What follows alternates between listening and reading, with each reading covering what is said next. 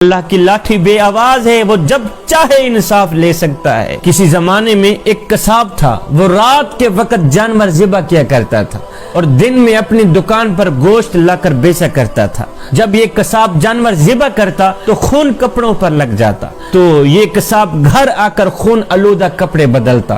ایک رات یہ قصاب جانور ذبح کر کے آ ہی رہا تھا کہ راستے میں سے ایک شخص شور مچاتا ہوا آیا، اس قصاب کو پکڑ لیا۔ جب پکڑ لیا تو اس قصاب نے دیکھا کہ اس پکڑنے والے شخص کے جسم سے خون بہ رہا ہے۔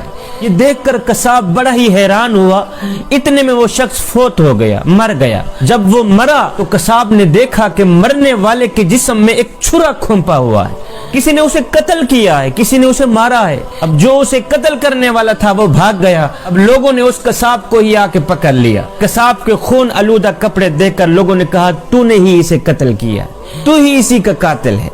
لوگوں نے اس قصاب کو پکڑ لیا، قاضی کے پاس لے گئے، قصاب پر مقدمہ چلایا گیا۔ لوگوں کی گواہی سن کر قاضی نے قصاب کو پھانسی کا فیصلہ سنا دیا۔ جب قصاب کو پھانسی کے لیے تختے پہ لایا گیا تو قصاب کی آنکھوں سے آنسو نکل رہے تھے۔ قصاب کی آنکھوں سے نکلے آنسو دیکھ کر تختے پر لانے والے پولیس افسر نے پوچھ لیا کیوں رو رہے ہو؟ اب کچھ زیادہ ندامت ہونے لگ گئی۔ اس قصاب نے کہا میاں ندامت تو ہو ہی رہی ہے، لیکن میں اس بندے کا قاتل نہیں ہوں جس کی سزا مجھے ابھی مل رہی ہے، اصل میں کسی اور کا قاتل ہوں۔ میاں میں اس بندے کا قاتل نہیں ہوں جس کی سزا مجھے مل رہی ہے، جس کی سزا میں مجھے پھانسی دی جا رہی ہے، اصل میں کسی اور کا قاتل ہوں۔ پولیس والے نے کہا وہ کیسے؟ قصاب نے کہا میاں سن، میں بہت عرصہ پہلے کشتی چلایا کرتا تھا۔ ایک بہت بڑا دریا تھا، دریا کے اس کنارے کے لوگوں کو دوسرے کنارے تک پہنچاتا تھا۔ ایک دن ایک لڑکی میری کشتی پہ سوار ہوئی۔ جب میں نے اس لڑکی کو دیکھا تو وہ چاند کا ٹکڑا ہی تھی، بڑی ہی حسین و جمیل حسن کی ملکہ تھی۔ اللہ تعالیٰ نے بڑے ہی حسن سے نواز رکھا تھا۔ میرا دل اس لڑکی پر فدا ہو گیا۔ میں نے اس لڑکی کو اشارے میں بات کی اور اس لڑکی نے مجھ سے اشارے میں بات کی، تو میں نے اپنی خواہش کا اظہار کیا کہ میں تم سے اپنی خواہش پورا کرانا چاہتا ہوں۔ اس نے کہا نہیں، اس سے بہتر ہے کہ ہم نکاح ہی کر لیں۔ کہا وہ کیسے ہوگا؟ وہ جوان لڑکی نے کہا کہ تم میرے والدین کے پاس جا کر رشتہ مانگ، وہ تجھے رشتہ دے دیں گے، پھر ساری زندگی اکٹھے رہیں گے۔ کہتا ہے میں نے جا کر لڑکی کے والدین سے رشتے کی بات کی۔ انہوں نے کہا ہماری لڑکی تو اتنی حسین و جمیل ہے، خوبصورت، پڑھی لکھی ہے، اللہ کی نیک بندی ہے، تیرے اندر تو ہمیں ایک خوبی بھی نظر نہیں آتی، لہٰذا ہم تجھے اپنی لڑکی کا رشتہ نہیں دیتے، تو یہاں سے چلا جا۔ میں بہت ہی مایوس ہو کر واپس چلا گیا۔ میری اس محبت میں، میرے پیار میں، میری مایوسی میں 2 سال گزر گئے۔ 2 سال کے بعد ایک دن میں کشتی چلا رہا تھا، ایک عورت میری کشتی پہ سوار ہوئی۔ اس عورت کے ساتھ اس کا ایک بچہ بھی تھا۔ جب میں نے غور کیا تو دیکھ کر حیران رہ گیا کہ یہ وہی لڑکی تھی جس کی محبت میں 2 سال میں نے بڑے ہی مشکل سے گزارے۔ یہ وہی عورت ہے جس کے عشق میں، جس کے پیار میں نے 2 سال بڑے ہی مشکل سے گزارے۔ اب میں نے کیا کیا؟ میں نے اس سے باتیں کرنا شروع کر دی۔ اب اس لڑکی نے کہا نہیں، میں تجھ سے باتیں نہیں کر سکتی، اس لیے کہ میں کسی کی امانت ہوں، میری شادی ہو گئی، یہ میرا خامد ہے، دیکھو یہ میرا بیٹا ہے، میں کسی کی امانت ہوں، میں تیرے ساتھ بات ہرگز نہیں کر سکتی۔ میں نے اسے بہت باتوں پہ مائل کیا، لیکن وہ بت بن کر بیٹھی ہی رہی، کوئی جواب نہ دیا۔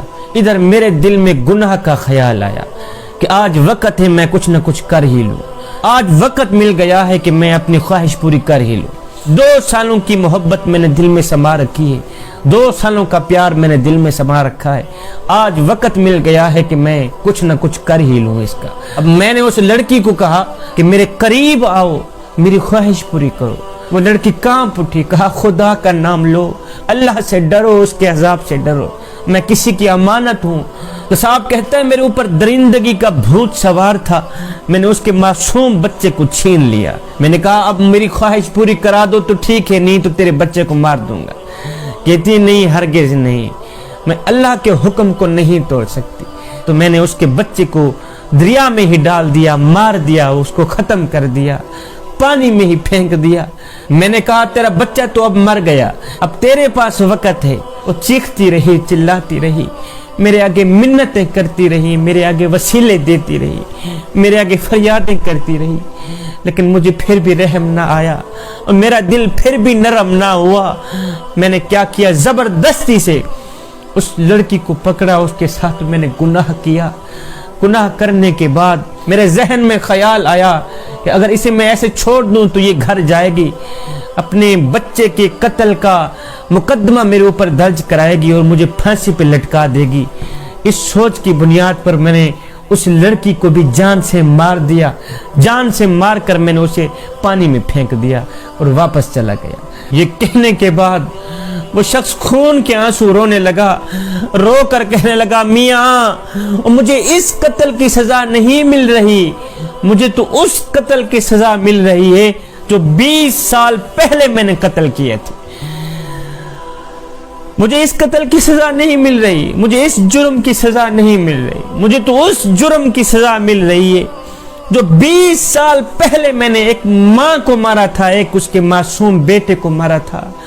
है अल्लाह की लाठी बे आवाज है, मैंने 20 साल पहले उस माँ बेटे को कत्ल किया था।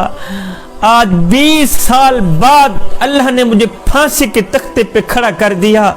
मियाँ इस आदमी को मैंने हरगिज़ कत्ल नहीं किया, ये जो मुझे सजा मिल रही है ये 20 साल पहले जो मैंने कत्ल किए थे ये उसकी सजा मिल रही है। अल्लाह की लाठी बे आवाज है, वो जब चाहे इंसाफ ले सकता है। जवानों जैसा करोगे वैसा भरोगे, आज नहीं तो कल, कल नहीं तो परसों, जिंदगी के किसी न किसी मोड़ पे अपना की आखिर भुगतना ही पड़ेगा। नेकी करोगे, नेकी कल तुम्हारे काम आएगी, दुनिया में भी काम आएगी, आखिरत में भी काम आएगी।